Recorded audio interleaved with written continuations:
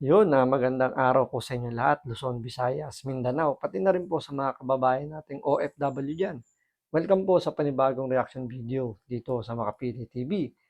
Ngayon ito po, yung pag-uusapan natin ngayon, itong si Senator Amy Marcos. So alam naman natin na umalis siya sa senatorial slate po ng administrasyon ni Bongbong Marcos. So tatayo siya bilang independent candidate sa pagkasenador. Ngayon, ito palang si Senator Amy Marcos ay parang umaasa na i-endorse siya ni VP Sara. So, ito kasi yung nagiging diskarte ngayon ni Senator Amy Marcos. Kaya siya umalis doon sa Marcos administration slate. Dahil kung doon siya aasa ng boto, mukhang baka sumabit siya o baka hindi siya manalo. So, kaya hindi siya sumama doon kasi mahahati na yung boto dahil doon nga sa pag-alis ni VP Sara. Siguro alam niya, doon sa 31 million votes na nakuha ni Bongbong Marcos, baka more than half doon kay VP Sara. So baka yung more than half doon sabihin natin less than one half doon yung mga loyalista lang. So yun lang yung pwedeng makuha ni Senator Amy Marcos. So kung doon lang siya aasa, mukhang alanganin kasi ang pinaka-top vote na nakuha last year kay Senator Robin Padilla, I think 25 million or 22 million votes. So isipin mo na lang, kung 25 million votes yung top at ang makukuha mo lang nasa 10 million, I mean 10 million votes. So kung ang ranking ng titingnan natin sa mga survey, medyo nasa ilalim si Senator Amy Marcos. So medyo delikado yung lagay niya dun sa pwestuhan. So, yun yung nagiging diskarte niya, kaya umalis siya sa administrasyon, sa slate ng administrasyon, para makakuha pa ng ibang boto doon sa mga supporter at sa mga, sabihin natin, ayaw kay Bongbong Marcos. Siyempre, kung i-endorse nga naman siya rito ni VP Sara, malaking bagay yun dahil makakakuha siya ng malaking boto kay VP Sara. Kaya umaasa siya rito na i-endorse siya ni VP Sara pero base na rin kasi sa mga naging interview ni VP Sara, 'di ba? Na never again daw, sabi niya, na makikipag-tandem siya sa isang Marcos and hindi niya na tinuturing na kaibigan yung mga Marcos. So medyo nasa bingit ng alanganin yung gustong mangyari o yung pinapangarap ni Senator Amy Marcos. So kaya ngayon gumagawa siya ng panibagong strategy. Ito naman yung imbis na independent siya, sa ibang political party siya tatakbo para doon naman siya makakuha ng boto.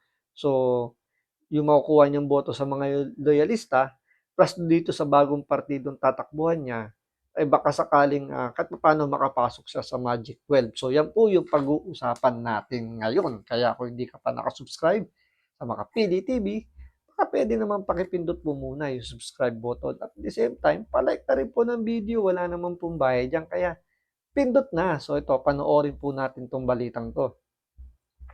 Ayaw magkomento ni Senator Amy Marcos sa issue kung sakaling i-endorse siya ni Vice President Sara Duterte. Sa kanyang paghahain ng kandidatura kahapon, October 2 sa ikalawang araw ng Certificate of Candidacy o COC filing, inihayag nito na gusto nitong kausap niya ang lahat. Marami naman aniyang sumusuporta sa kanya tulad ng mga senior citizen, IP community at maging young farmers. Matatandaang isinama siya sa senatorial slate ng Alyansa para sa Bagong Pilipinas ng administrasyon pero dumistasya siya rito.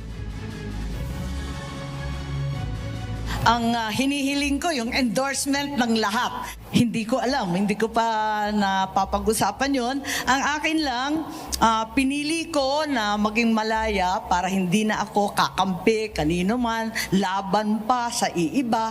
Mas maigi na. Piliin na lang natin ang sambayan ng Pilipino. So yun nga yung pinaka diskarte ngayon ni Senator Amy Marcos. Kasi kung ang magiging market niya lang ay yung mga loyalista, medyo sasabit siya. Kaya nga gusto nga niya, 'di ba, kumbaga dito, yung yung statement niya na ito parang ano 'to, parinig na 'to kay VP Sara na parang nagmamakaawa na 'to, na sana may endorse siya ni VP Sara para at least makakuha siya ng malaking boto. Isipin niyo 32 million votes ang nakuha ni VP Sara nung nakaraang eleksyon. Makakuha man lang siya diyan ng kalahati, is malaking bagay 'yun. So, plus yung halimbawa 10 million na makuha niyang boto sa mga loyalista, plus yung makukuha niyang 10 million na lang, sabihin natin 10 million na lang makuha niya sa supporter ng mga Duterte, is papasok siya doon sa top 12, baka nga nasa top 5 pa siya. Pero dahil nga doon sa binitawang statement ni VP Sara before nga na sinabi niya na never again na makikipag-tandem siya sa isang Marcos at hindi niya na daw 'to tinuturing na kaibigan, malaki yung posibilidad na yung mga supporter ng mga Duterte, especially kay VP Sara, na hindi iboto itong si Amy Marcos. Kahit na laging sinasabi ni Amy Marcos, di ba, bukang bibig niya na magkaibigan sila ni VP Sara, pero isipin mo na never na silang nag-usap ni VP Sara. Simula nung umalis sa administrasyon si VP Sara doon sa pagiging DepEd Secretary, never na silang nag-usap ni VP Sara.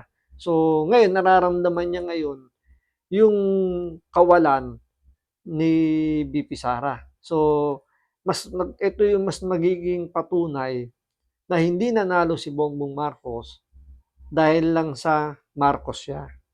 So, ito yung magpapatunay na talagang nadala lang ng Duterte itong si Bongbong Marcos kaya nanalong bilang presidente. Kahit pa naman obvious na obvious yan, tinatanggi pa rin naman yan ng iilan. Kasi nga, feeling nila, si VP Sara pa raw yung nanggamit para manalo bilang vice presidente. Pero hindi nila matanggap yung realidad na Duterte pa rin po yung nagbitbit sa kanila kaya nanalo. So, yan ngayon yung kumbaga ah, nagiging takot ni Amy Marcos. Kaya hanggang ngayon umaasa siya na i-endorse siya ni VP Sara. Kasi nga kung aasa lang siya sa kay Bongbong Marcos, kahit sabihin mong administration niyan, nasa kanila lahat ng makinarya, yung mga survey lumalabas na pumapabor lahat dun sa kandidato ng administrasyon, pero alam niya sa puso niya na hindi kasiguraduhan yung survey na yun.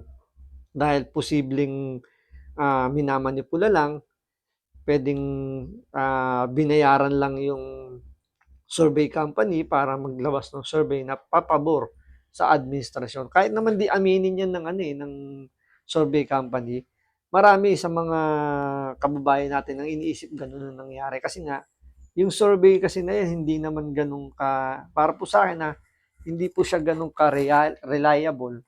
Gawa ng, biruin mo ang respondent lang nila, 1,500. Yun na ba yung magre-represent doon sa buong Pilipinas? Which is meron tayong 68 million registered voter. Isipin mo 68 million registered voter, tapos ang respondent lang pag gumagawa sila ng surveys, 1,500. So parang paano mo, no, parang ang hirap lang paniwalaan or paano kaya nila namamanipula, paano nila napalalabas na itong mga kandidatong ito yung mga may posibilidad na manalo. Pero siyempre, yung mga kumakandidato na yan, kumakapit din dun sa survey na kasi kumbaga nagkakatotoo yung survey na nilalabas nila. Kaya siguro pinaniniwalaan nila. Kaya pero may mga politiko na alam naman nila na hindi ganun ka 100% na totoo yung mga survey. Kaya ito siguro yung naiisip ni Senator Amy Marcos na hindi siya didepende doon sa survey. Kaya dito, nagpaparinig siya kay VP Sara na sana i-endorse siya. Dahil sa kanya, parang tumatayo siya rito neutral na wala siyang kinakampihan between Bongbong Marcos tsaka kay Inday Sara.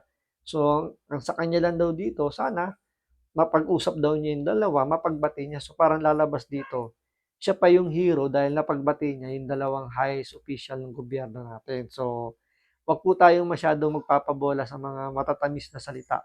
Dahil tandaan po natin, itong si Amy Marcos, matagal na pong politiko ito. Hasang-hasa na po ito kung paano laruin ang isip ng ating mga kababayan. So maraming salamat sa panonood. Ingat po kayo lagi. God bless.